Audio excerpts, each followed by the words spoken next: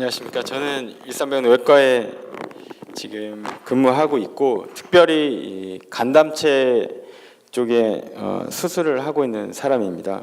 그래서 오늘 중대한 일이 있었죠.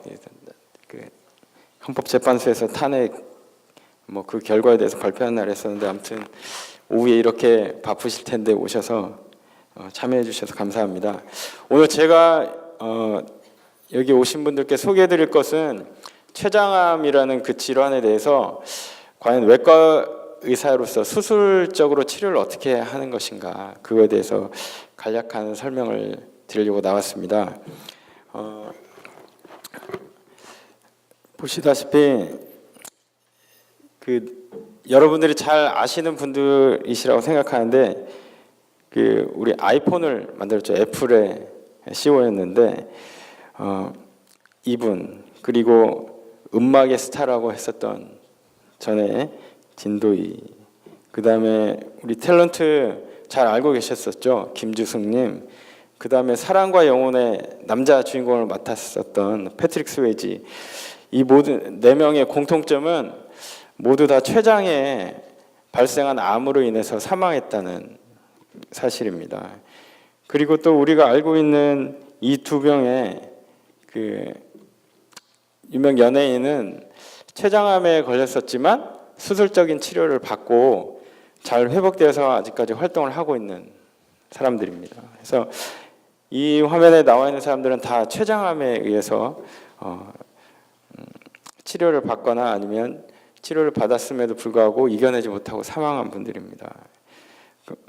우리 주변에 알고 있는 사람들 중에도 이렇게 많은 사람들이 췌장암으로 인해서 고통을 받았던 그런 일들이 있습니다.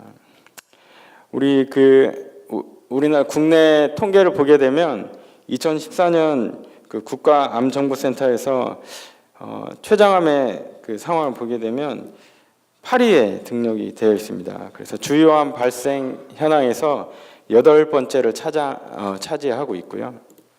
그 다음에 역시 2014년 남녀 성별에 따라서 암 발생을 보게 되면 췌장암은 남자에서는 7번째, 여자에서는 8번째를 차지하는 조발생률을 보이고 있습니다.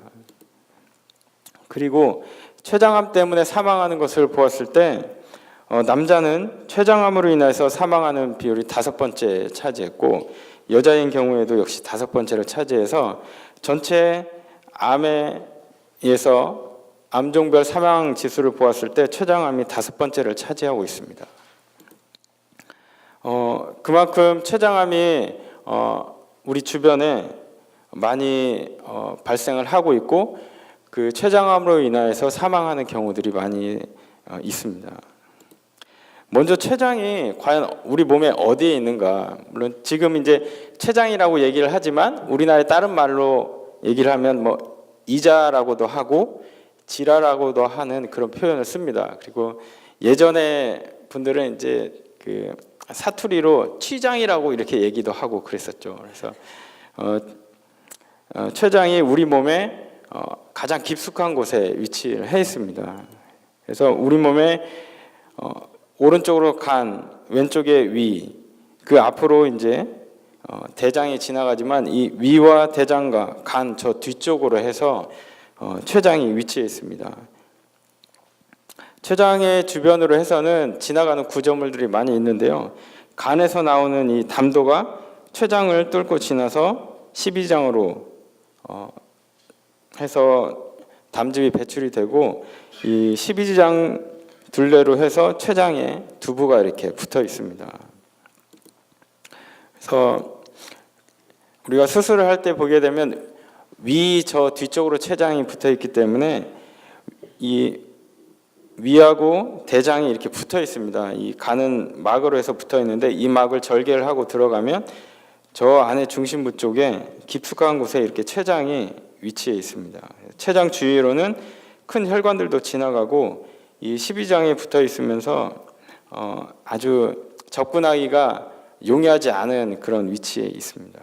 그래서 췌장에 우리 몸에 음식물을 먹게 되면 소장에서 다 소화되고 영양분이 흡수돼서 우리 몸으로 다 영양분이 들어오는 길이 여기 보이는 파란색으로 보이는 상장관 정맥이라는 혈관이 있는데, 이 혈관을 통해서 이렇게 지나서 간으로 들어가게 됩니다. 그래서 이 췌장이 뒤쪽으로 이 혈관이 지나가서 이 혈관을 중심으로 해서 이 오른쪽에 있는 거를 췌장의 머리, 그 다음에 뒤쪽에 있는 걸 몸통과 꼬리로 이렇게 분리를 합니다. 그래서 이 췌장의 목이라고 하는 이 부분에서 이 부분을 기준으로 해서 수술의 접근 방법이 달라지게 됩니다. 암이 있는 위치에 따라서 이 췌장이 머리 쪽에 암이나 혹이 존재를 하게 되면 췌두 12장 절제술이라는 수술을 하게 되고, 이 목에서 꼬리 쪽으로 그 종괴나 암이 있는 경우에는 췌미부 때에 따라서 비장을 보존하기도 하고 비장을 함께 동반 절제하기도 하는 췌미부 절제술을 하게 됩니다. 그렇다면 과연 췌장암이란 무엇이냐?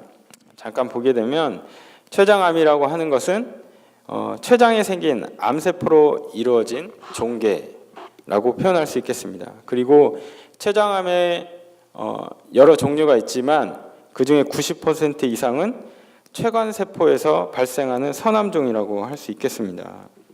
여기 보이는 이 MRI 사진에서는 췌장의 꼬리 쪽에 이렇게 혹이 보이고 됩니다. 대부분은 이렇게 췌장에 있는 췌관세포에서 암이 자라서 이렇게 커지면서 문제를 일으키게 되는 암입니다. 그래서 췌장암의 원인을 알아보면 직접적인 인과관계는 증명이 어렵다 이렇게 되어 있습니다. 아직까지 많은 연구들을 하고 있지만 정확히 100% 많은 인과관계를 가진 인자를 아직까지는 찾지를 못했습니다. 따라서 다른 암에 비해서 암 발생의 원인이 작용하는 암 전 단계의 병변 역시 뚜렷하지 않은 것으로 되어 있고, 역시 다양한 요인에 관여하고 요인으로 인해서 암이 발생한다고 이렇게 아직까지는 그렇게 알고 있습니다. 그러면 우리가 지금까지 알게 된 췌장암의 위험 요인은 무엇인가 잠깐 살펴보게 되면, 지금까지 밝혀진 췌장암의 위험 요인 중에 그래도 가장 중요한 위험 인자로는 흡연을 들 수 있겠습니다. 흡연을 하시는 분이 그렇지 않은 분에 비해서 2배 내지 5배까지 췌장암 발생이 증가한다고 보고되어 있습니다. 그리고 금연을 지금 당장 하신다고 하셔도 한 10년 정도 지나야 흡연을 하지 않은 분들과 비슷한 그 발생 빈도를 보인다고 지금까지는 보고가 되어 있고, 췌장암의 또 다른 위험 중에 하나는 당뇨병을 들 수 있겠습니다. 그래서 췌장암의 원인이자 또 결과로 당뇨병이 발생할 수도 있는데요. 당뇨병을 앓고 있을 경우에는 췌장암의 발생 빈도가 증가되는 것으로 보고가 되었습니다. 그리고 또 다른 췌장암의 위험 요인을 보게 되면 만성 췌장염을 들 수 있겠는데요. 만성 췌장염의 주요한 원인은 음주입니다. 음주를 많이 하는 경우 췌장에 무리가 많이 가게 되고 췌장염이 빈번하게 재발할 수 있겠습니다. 혹은 만성 췌장염이 있으신 분들 중에는 췌장암과의 감별이 어려운 경우도 있게 됩니다.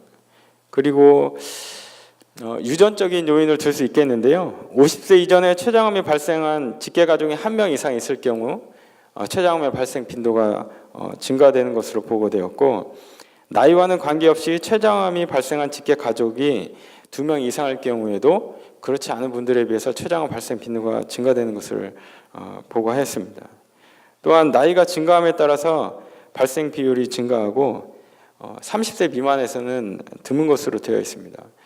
저도 이제 췌장암 수술을 많이 하고 있는데, 저희 병원에서 췌장암 수술을 받으신 분들 중에 대부분은 거의 대부분이 60대 이상이신 것 같습니다. 제가 수술했던 분 중에 가장 어린 분이 46살이셨었는데 대부분은 다 고령이십니다. 70대 이상이시고 최고 80세가 넘으신 분까지 수술을 해봤는데, 대부분 이렇게 저희 분과에서 수술하는 담도 췌장 쪽에 암이 발생하신 분들은 고령인 것으로 볼 수 있습니다. 그리고 비만을 빼놓을 수가 없는데요. 우리가 상당히 체중이 이렇게 많이 나가는 분들이거든요. BMI 30 이상이라고 하는 것은 체중이 아주 키에 비해서 체중이 많이 나가시는 분이신데, 역시 비만이 췌장암과 관련이 있을 수도 있다고 보고가 되어 있습니다. 그러나 뚱뚱한 사람이 다 췌장암에 많이 걸리는 건 아니기 때문에 아직까지는 정확한 인과관계가 있는지는 확실히 알 수는 없습니다. 그리고 또 다른 것이 이제 아까 말씀드렸던 음식 중에 이제 고온에서 조리한 붉은 고기가 연관이 있을 수 있겠다, 이렇게 보고가 되었습니다. 그래서 이렇게 훈제요리나 빨간 그런 붉은 고기 같은 경우에는 뭐 대장암의 발생 빈도도 증가시키는 걸로 되어 있지만, 아무튼 고온에서 조리한 이런 붉은 고기가 연관이 있을 수도 있다고 보고가 되어 있고, 과일이나 야채 등을 많이 드신다고 해서 췌장암 발생 비율이 감소하는지는 아직까지는 정확히 분석이 되지 않았습니다. 그리고 아까 음주가 췌장염을 유발시킨다고 했는데, 하루 6잔 이상의 과음이 췌장암의 위험을 증가시킬 수도 있다고 보고가 되어 있습니다.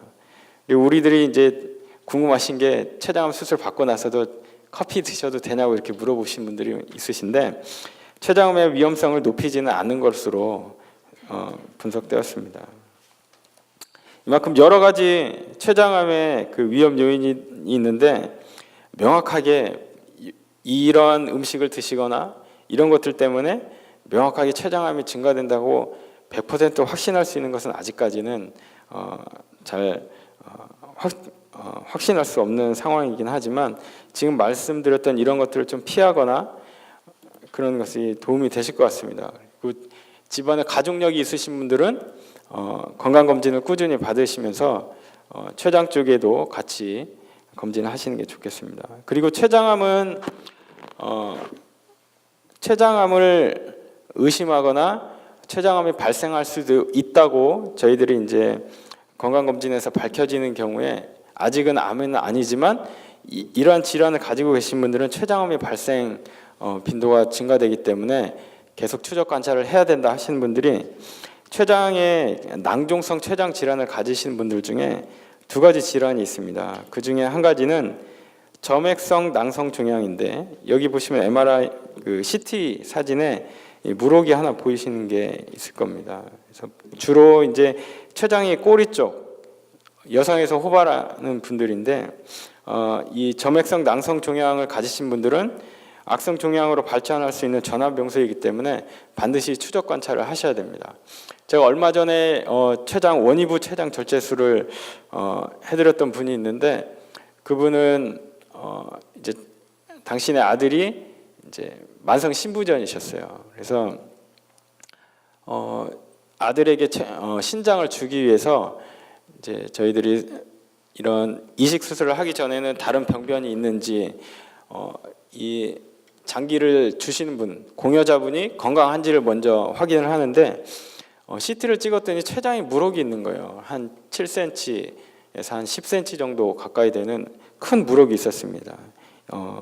그래서 이분은 저희 CT나 MRI까지 찍어서 검사를 했더니 점액성 낭성 종양이다, 이렇게 보고가 되어서 일단 아들에게 신장을 주시는 거는 잠시 좀 미루고 이 수술을 먼저 하셔야 된다, 이렇게 해서 수술을 했습니다. 수술했는데 점액성 낭성 종양이었던 그것이 진행이 돼서 이미 이제 암으로 바뀐 그런 병변으로 보고가 되었습니다. 그래서 다행히 좋은 일을 하려고 하셔서 조기에 발견돼서 잘 치료를 받고 퇴원하셨습니다. 그래서 점액성 낭성 종양이 있으신 분들은 추적 관찰을 하시든지 바로 수술적인 치료를 하셔야 됩니다. 그리고 또 하나가 췌간내 유두상 점액 종양이라고, 이 질환은 췌장에 이 실질에 생기는 것이 아니라 이 췌장관, 췌장에서 소화액을 분비해서 나가는 이 췌장관에서 생기는 것을 말씀드리는데요. 이거는 악성에서 양성에서 악성까지 다양한 그 양상이 있습니다. 그래서 추적 관찰을 하다가 주체간에 관계가 돼 있는 경우에 3cm 이상인 경우, 그리고 역시 추적 관찰을 하다가 3cm 이상이 되는 경우에는 수술을 하시는 걸 이렇게 권고를 드리고 있습니다. 그래서 이 두 가지, 물론 지금 당장 검색을 했는데 낭성 췌장 종양이 있다고 해서 암은 아니지만, 이러한 병변을 가지고 있는 분들은 추적 관찰을 통해서 적절한 그 조기 발견을 통해서 암을 치료하실 필요가 있습니다. 그러면 췌장암이 걸렸을 때 증상은 어떤가 보게 되면 복통이 있을 수 있습니다. 그래서 등 쪽으로 이렇게 등이 뻐근하거나 아프거나 하는 그런 증상이 있을 수 있고, 췌장이 머리 쪽에 암이 생기는 경우에 아까 말씀드린 대로 우리 췌장을 뚫고 이렇게 담도가 12지장으로 해서 배출이 되기 때문에 그 담도를 누르게 되면 황달이 발생하게 됩니다. 그래서 상대적으로 꼬리 쪽에 생긴 췌장암에 비해서 췌장이 머리 쪽에 생긴 췌장암인 경우에는 발견이 조금 더 일찍 되는 경우가 있습니다. 그래서 황달 같은 게 생겼을 때 바로 거기에 합당한 그 검사를 해보셔야 될 것입니다. 그리고 체중 감소, 소화 장애들이 발생할 수 있는데, 췌장암으로 인해서 식욕부진, 통증 등으로 음식물 섭취들이 저하들에 나타날 수 있기 때문에 섭취 저하 때문에 체중 감소하는 경우들이 있을 수 있고,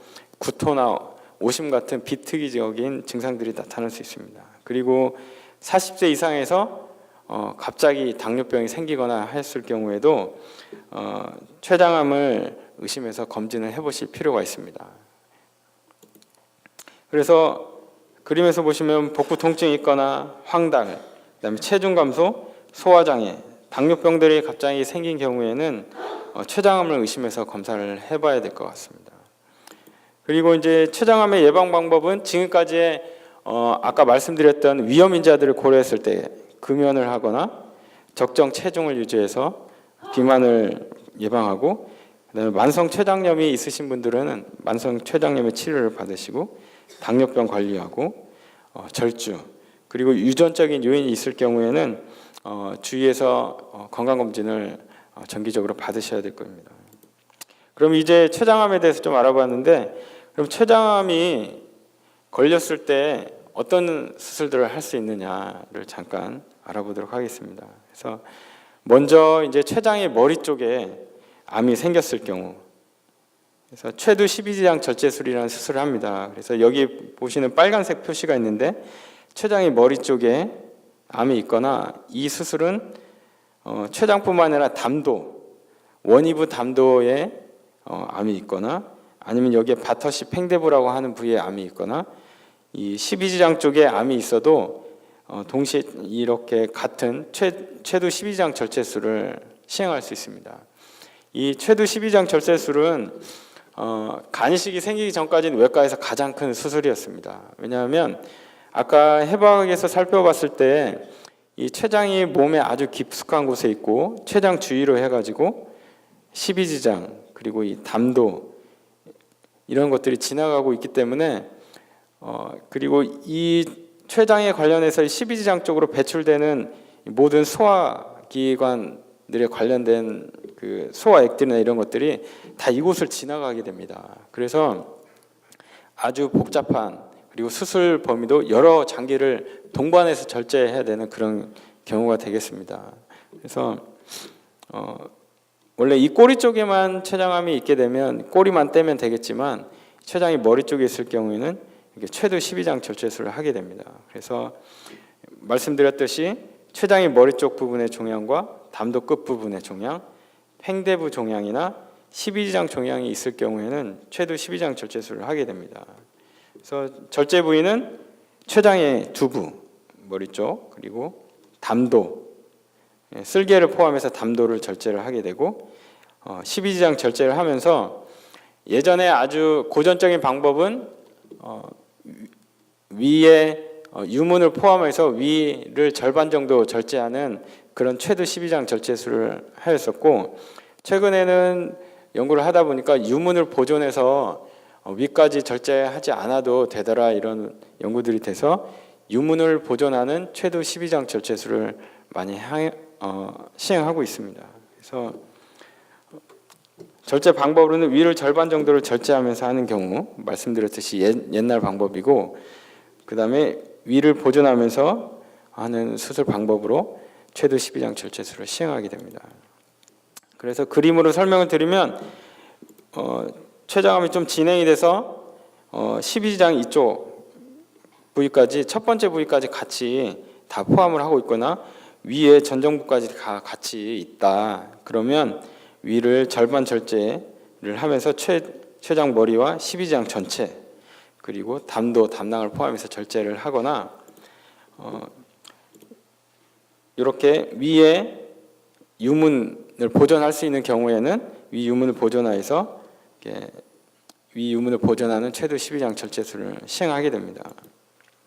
그래서 우리가 이 최두 12장 절제술이 수술 시간이 보통 한 7시간 전후로 걸리게 되는데, 그 이유는 다른 암 같은 경우에는 뭐 대장이나 소장 같은 경우 절제하면 하나만 연결해서 다시 문합을 해서 수술이 끝나게 되는데, 최두 12장 절제술을 하게 되면 아까 말씀드린 대로 동반해서 절제되는 장기들이 많습니다. 그래서 담도가 절제가 되고 이 췌장 머리가 절제가 되고, 그 다음에 위나 아니면 12장의 끝부분, 이 첫 번째 부분이 절제가 되기 때문에 이렇게만 놔두면 먹고 살 수가 없겠죠. 그래서 다시 소화관을 재건하는 수술을 전반전은 암을 제거하는 수술을 하고 후반전에는 다시 소화관을 재건하는 수술을 하게 됩니다. 그래서 위를 아전절제술을 하는 경우 그 수술에서는 최두 12장 절제술은 이렇게 문합을 다시 해서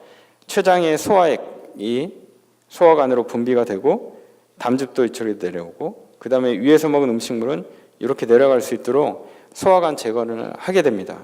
그리고 위 유문을 보존하는 경우에는 이런 식으로 문합을 해서 식사를 하시고 잘 이렇게 맛있는 것도 다시 드시고 하실 수 있게 이렇게 재건 수술을 하게 됩니다. 그래서 후반전까지 다 해야 되기 때문에 수술 시간이 좀 타 수술에 비해서는 오래 걸리게 됩니다. 그래서 최두 12장 절제술에서 가장 저희가 이제 수술하면서 가장 어려운 부분이긴 하고, 수술하고 나서도 문제가 많이 생길 수 있는 부분이 바로 췌장 남아 있는 췌장과 이렇게 소장을 연결하는 부분입니다. 그래서 아주 췌장관이 되게 가늡니다. 보통 췌장관이 많이 늘어나 있지는 않는 경우는 2mm 내지 2mm 이하인 경우들이 많이 있습니다. 그래서 이 관을 이 소장에 연결을 해야 되기 때문에 수술하는데도 아주 정교한 테크닉이 필요하게 되고, 그래서 이런 식으로 췌장에 이 관, 여기 보이시는 게 췌장관인데 여기를 이 소장에다 연결해서 붙이게 됩니다. 그래서 그렇게 되면 이 췌장은 보통 두부를 생각하시면 됩니다. 두부처럼 아주 부들부들 해가지고 아주 무리하게 힘을 가하면 다 이렇게 틀어지고 이렇게 하기 때문에 적절한 힘을 줘서 이렇게 소장에 붙여서 문합을 하게 됩니다. 그렇기 때문에 수술 시간도 오래 걸리고, 수술하고 나서도 이쪽 부분들이 이 췌장에서 나오는 소화액 자체는 이 고기를 먹게 되면 고기를 소화시키는 그런 소화액들이 나오기 때문에 이 소화액은 내 몸 아니면 밖에서 들어온 고기 덩어리 이걸 분간을 못합니다. 그래서 내 몸을 녹일 수도 있고 소화시킬 수도 있는 그런 소화액들이 나오기 때문에 수술하고 나서도 아주 저희가 치료하는 데 있어서도 신경을 많이 쓰게 됩니다.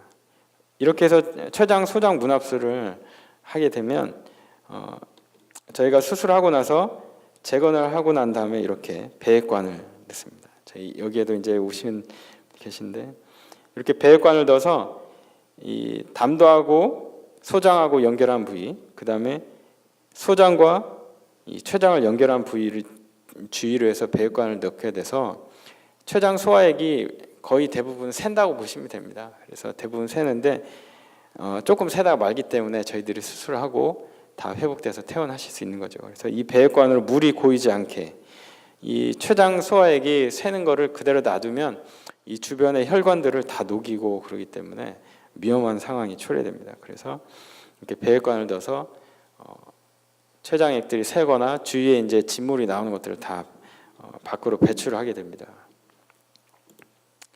그래서 이제 수술을 하고 나면 여기에 보면 이제 담도도 있고 췌장관도 있고 여기 팽대부도 있는데 이렇게 해서 그 조직이 나오게 됩니다. 그래서 이거를 조직 검사를 보내게 되면 이 얼마나 여기에 암이 있는데 췌장관이 있는데 암이 지금 있는 부분인데 얼마나 깊이 암이 이렇게 침범했느냐 그거를 보고 이제 몇 기인지 이렇게 알게 되게 됩니다. 그래서 만약에 저희가 이제 제가 이틀 전에도 이제 췌장 전절제술을 했던 분이 있는데 췌장 전절제술을 하는 경우가 있어요. 저희가 이제 췌도 12장 절제술을 하면 이렇게 해서 췌장이 나오게 됩니다. 췌도 12장 절제술을 했는데 여기 절제한 부위에 암이 있는지 없는지를 저희가 이제 즉시 검사하는 데로 보냅니다. 그래서 절제면에 암이 남아 있느냐 없느냐를 이렇게 그 조직 검사만 하는 선생님한테 병리과 선생님한테 물어보면 여기 암이 남아 있는 것 같다 그러면 한 번 더 절제를 합니다. 그래서 다시 보내면 암이 또 그래도 남아 있다.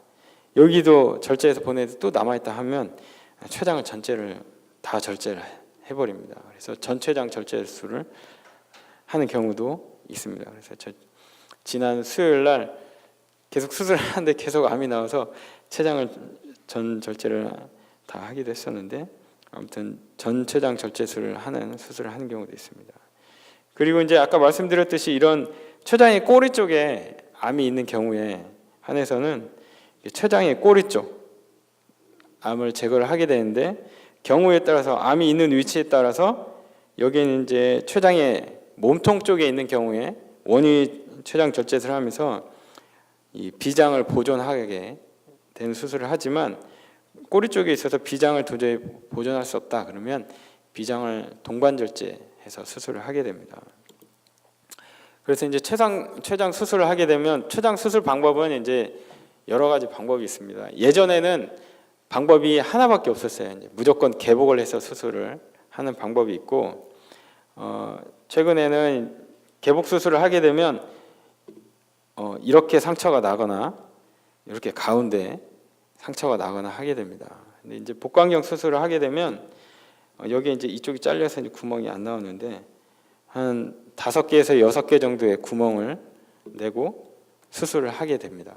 그래서 복강경 수술을 하게 되면 이렇게 큰 상처는 남지 않게 됩니다. 그래서 로봇 수술을 하는 경우에는 더 이제 정교한 수술을 할 수 있고 원위 췌장 수술 같은 경우에는 이렇게 배꼽에만 구멍을 냈고 이쪽에 배액관을 하나 넣게 되는데 그래서 구멍 2개만 가지고 수술합니다. 그래서 아까 말씀드렸던 그 아드님에게 췌장을 주려고 했다가 이제 암을 발견해서 수술하신 분은 제가 로봇을 수술을 해드렸는데 구멍 2개만 해서 수술을 했습니다. 그래서 잘 퇴원하시고 원래 수술하고 5일째 집에 가시라고 했는데 불안해서 못 가게 하시겠다고 그래서 일주일 만에 가셨는데 아무튼 수술할 수 있는 방법에 이제 여러 가지 그 기술들이 개발이 되어서 이렇게 어쩔 수 없이 이제 환자분의 이제 진행 상태에 따라서 주변에 이제 혈관의 침범이나 주변 장기에 얼마나 침범이 돼 있고 하는 그러니까 췌장암의 진행 정도에 따라서 그리고 아직 전암 병소이냐 아니면 그냥 췌장암이 진행된 병소이냐에 따라서 복강경 수술을 하거나 로봇 수술을 해서 수술을 하게 됩니다. 그래서 이렇게 조금만 그 개복을 하고 구멍 몇 개만을 수술하는 경우에는 아무래도 회복하시는 게 좀 빠른 것으로 보입니다. 그래서 이제 뭐 저희가 꼬리를 절제할 때는 그 여러 가지 수술을 이제 택할 수 있는 방법들이 이제 개복 수술, 복강경 수술, 로봇 수술 다 할 수 있는데 췌장암이 어떤 그런 성질을 가지고 있느냐에 따라서 이렇게 절제할 수 있는 그런 방법들이 저희가 고려해서 방법을 결정할 수 있게 됩니다. 그리고 비장을 자르느냐 안 자르느냐 사실 이제 처음에 비장 절제술을 이제 대부분 다 하셨어요. 왜냐하면 그 비장을 보존하고 수술하는 방법들이 어렵고 수술 시간이 더 오래 걸리기 때문에 비장을 그냥 뭐 쓸모가 없으니까 때도 괜찮으시니까 같이 동반 절제하는 경우들이 많이 있습니다. 사실 뭐 비장 절제를 하게 되면 최근에는 뭐 그 백신 개발이 많이 돼서 백신만 접종을 하시면 돼요. 한 10년에 한 번 정도 접종하시면 되는 백신이 있는데 그것만 접종하시면 되기 때문에 비장을 뭐 따셔도 굳이 뭐 특별한 그런 어려움 없이 사실 수 있는데 그래도 가능하면 안 떼고 보존하는 게 더 낫겠죠. 그래서 비장을 보존하고 수술하는 그런 경우들이 더 이제 저도 이제 가능하면 비장을 보존하려고 이렇게 하는데 비장과 어느 정도 떨어져 있느냐에 따라서 이제 수술 방법이 바뀌게 됩니다. 그래서 이제 간혹은 이제 이 췌장의 한가운데에만 종양이 있다. 그래서 췌장을 다 절제하는 거는 너무 아깝다. 그런 경우가 있습니다. 그런 경우에는 췌장의 중앙구역만 절제를 하게 됩니다. 그래서 이 가운데만 이렇게 생선 토막 내듯이 딱 잘라내고 이쪽은 꿰매서 닫아버리고 이 원위부주에서 오는 췌장에는 이 장을 다시 올려가지고 꿰매주면 원위부에서 나오는 소화액이랑 이쪽에서 머리 쪽에서 나오는 거는 원래 가는 길로 가게 되고 이렇게 해서 그 중앙 구역만 절제하는 그런 수술을 할 수도 있습니다. 근데 뭐 이 수술은 부담이 없지만 아무래도 아까 말씀드렸듯이 이렇게 췌장을 장에 문합하게 되면 셀 수 있는 가능성들이 있고 이 꼬리 쪽으로 갈수록 췌장간이 더 가늘어집니다. 더 가늘어지기 때문에 수술하기가 더 까다롭지만 그 환자분의 이제 병의 상태에 따라서는 중앙구역만 절제하는 그런 수술을 하기도 합니다. 아까 말씀드렸듯이 전췌장 절제술을 하는 경우도 있는데 이거는 이제 그 췌장 두부 절제를 하는 것과 췌장의 원위부 절제하는 방법 이렇게 합쳐서 전췌장 절제술을 하게 되는 경우들이 있습니다. 어쩔 수 없이 절제를 하게 됩니다. 그래서 수술의 경과는 어떤지 궁금하실 텐데 대부분 이제 큰 수술이기 때문에 수술을 하시게 되면 그리고 아까 말씀드렸듯이 대부분이 이제 연령이 많으신 분들이 이렇게 췌장암이 걸리시기 때문에 수술 시간이나 그리고 연령을 고려해서 하루 정도는 하루나 이틀 길면 이틀 정도 중환자실에서 저희가 이제 집중적으로 좀 활력 징후나 이런 것들이 괜찮으신지 좀 보고 하루 이틀 정도 있다가 대부분은 병실로 이렇게 올라오게 되십니다. 그리고 경우에 따라서는 뭐 아주 복강경으로 수술하는 경우나 비교적 이제 뭐 기존에 질환이 없으시거나 연령이 좀 젊으신 분들은 바로 이제 병실로 올라가는 경우도 있습니다. 대부분 합병증이 없는 경우에는 빠르면 10일, 대부분이 2주 전후로 해서 입원하시다가 이제 퇴원하시고 수술 관련 합병증이 동반된 경우에는 한 달 정도, 약 한 달 정도 입원 기간이 필요할 수도 있습니다.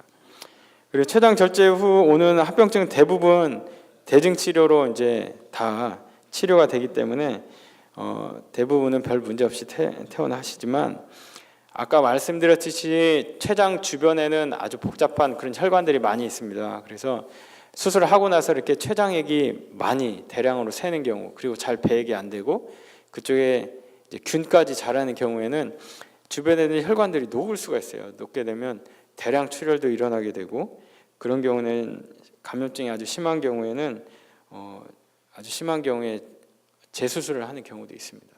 그런 경우는 많지는 않지만 한 1% 미만 정도 되게 됩니다. 일반적인 췌장 관련 합병증은 한 10% 정도 문제가 되게 발생하는 경우는 한 10% 정도 됩니다. 그리고 그 전 세계 이제 췌장 수술하는 사람들이 통계를 이렇게 같이 내봤더니 췌장이 새는 것은 대부분 한 적게는 30%, 많게는 한 60% 정도에서 저희가 아까 배액관 넣는 것으로 이렇게 췌장액이 나온다고 합니다. 그러나 대부분은 별 문제 없이 다 이제 회복돼서 퇴원하시고 합병증이 생기는 경우 이렇게 뭐 물이 고이거나 그래서 열이 나고 그런 경우는 한 10% 정도입니다. 그리고 췌장 수술 관련해서 사망하는 경우에는 한 1%에서 3% 정도 이렇게 많게 보고되는 경우도 있지만 대부분은 별 문제 없이 잘 퇴원하십니다. 그래서 수술 후에 합병증은 조기 합병증 같은 경우에는 이제 수술한 부위에서 이제 출혈 같은 게 발생할 수 있고 췌장루 아까 말씀드렸듯이 췌장 소화액이 새는 그런 일들이 있을 수 있고 혹은 이제 위 배출 지연 장애가 있을 수 있어요. 최근에 이 수술은 이제 유문을 보존해서 수술을 하는 경우에 위가 이제 이 유문이 수술하고 초기에 수술하고 이제 붙여놓는데 그 부분이 붓거나 아니면 이 잘라내고 난 다음에 일시적으로 좀 유문이 개폐되는데 장애가 생겨가지고 있는 경우에는 위에 소화액들이 막 고이게 돼서 위가 이렇게 늘어나게 됩니다. 그러면 위 배출 지연 장애가 좀 생길 수 있어요. 이런 경우에는 길게는 한 달 정도까지 이 코에 배액관을 넣어놓고 이렇게 기다렸다가 위가 이렇게 늘어나는 위 하수증이 생겼다가 다시 재기능을 하는 데까지 시간이 좀 걸리게 되는데 대부분은 뭐 한 1, 2주 정도에 다 해결돼서 음식 드시고 괜찮으신데 길게는 한두 달까지 기다릴 수도 있습니다. 그리고 기타 뭐 다른 합병증으로는 뭐 상처에 문제가 생기거나 폐, 특히 어르신들이 배가 아프니까 개복했을 경우 잘 호흡하지 않고 막 이러신 걸로 인해서 막 폐에 가래도 고이고 물도 차고 이래서 폐합병증이 잘 생길 수 있고 기존에 심장 질환이 있으셨던 분들은 심장 합병증 발생할 가능성이 높아지게 되고요. 간이 또 이제 간 쪽으로 가는 혈관 쪽에 중간에 간으로 가는 혈관에 가지가 이렇게 나와가지고 췌장에 이렇게 혈액을 공급하는데 췌장관을 이렇게 묶으면서 그쪽에 이제 문제가 생겨서 간 괴사 같은 경우 생기는 경우도 있고 또는 간 농양 같은 경우 이거 발생하고요. 췌장이 이제 췌장으로 들어가는 혈관을 다 결찰하고 이제 떼게 되는데 거기에 이제 가성 동맥류가 생겨가지고 뭐 그게 터지거나 이런 경우도 있거든요. 그래서 그런 문제들이 발생할 수 있고요. 후기합병증 이제 한 달 지나서 생길 수 있는 거는 이제 외분비 장애. 그러니까 췌장에 소화액이 이제 분비가 되는데 그쪽에 이제 췌장 소화액이 분비가 이제 감소되면서 소화 흡수 장애가 생길 수 있고 설사나 지방병 같은 게 나올 수 있습니다. 그리고 이제 내분비 기능 장애가 이제 당뇨 같은 게 인슐린을 분비하는 그런 세포가 췌장에 있잖아요. 그래서 췌장을 이렇게 잘라내고 나서 이제 인슐린 분비하는 게 충분하지 않으면 당뇨가 기존에 있으셨던 분들은 더 심해지기도 하고 없던 분이 당뇨가 생기기도 하고 그렇습니다. 그리고 원래는 그 십이지장에서 담도로 이렇게 올라가는데 문이 하나 있어요. 아까 그 팽대부라고 있는데 그 바터시 팽대부가 문으로 이렇게 딱 잠그고 있어서 이 위에서 소장에서 이렇게 내려가는데 우리가 먹은 음식물에 섞여 있는 균이나 이런 것들이 담도로 올라가는 걸 막아주는데 이제 그 문이 없어지고 그냥 바로 장에다 연결을 담도를 해놓기 때문에 혹은 이렇게 컨디션이 안 좋거나 하면 이제 담도염 같은 게 생길 수도 있고 또 담도를 이렇게 꼬매는 부분이 이렇게 염증이 생겼다 가라앉고 하면서 좁아지는 경우가 있습니다. 그러면 또 황대열 같은 거 생기기도 하고 문 앞이 이렇게 좁아져 가지고 문제가 되는 경우도 있고 뭐 장유착은 최두 12장 절제술이나 아니면 췌장 수술한 거에만 국한돼서 생기는 건 아니지만 개복을 하거나 복강경을 하거나 로봇으로 수술하면 무조건 다 이렇게 유착이 생길 수 있습니다. 대부분은 별 문제 없기 때문에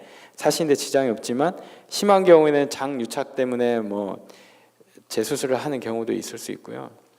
그렇게 될 수 있지만 대부분은 장 유착으로 인해서 장 폐쇄가 와서 재수술을 하는 경우는 그렇게 많지는 않습니다.